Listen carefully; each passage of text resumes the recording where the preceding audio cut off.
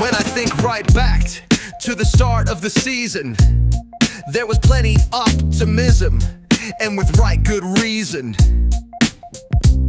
We've had the usual summer clear out, and the door it kept revolving, with plenty of new faces in a squad that keeps evolving.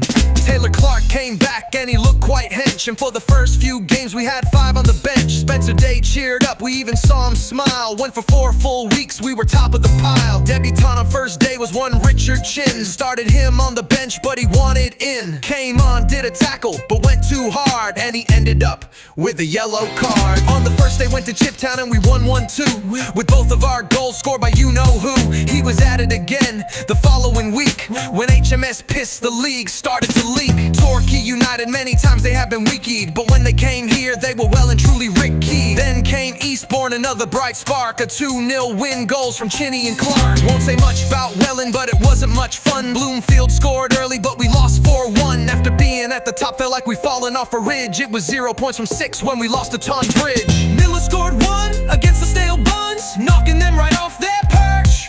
But no points 3 days later when we lost away at Hornchurch. 3 points, 3 goals v Salisbury, scored by Holmes, Page and Pruty, but no clean sheet for JT. Salisbury got an OG.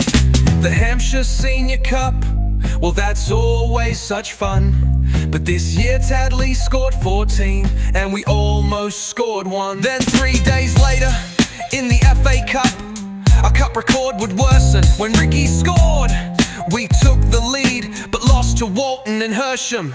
Away at Hemel in goals flew, Miller found the net and Chinney got 2.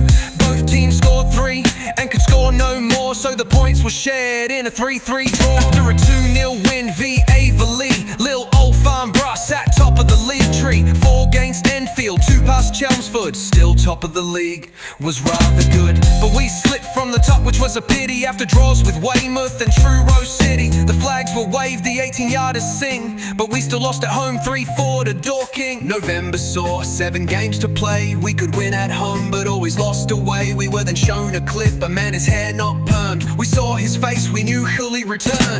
The midfield man was back, crunching tackles aplenty, but in a different shirt, this time in number 20.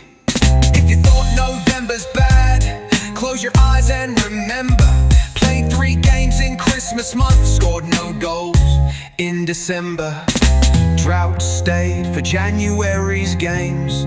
1 goal was scored by Ollie. We needed goals but couldn't score a header or a volley. The fans said, Gaffer, give us goals. They really weren't very subtle, so Spencer said his wizard transfer spell and conjured up Magic Johnny Stuttle.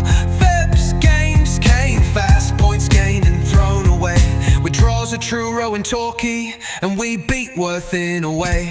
In March beat Western, lost to Hornchurch, but drew at Slough Town.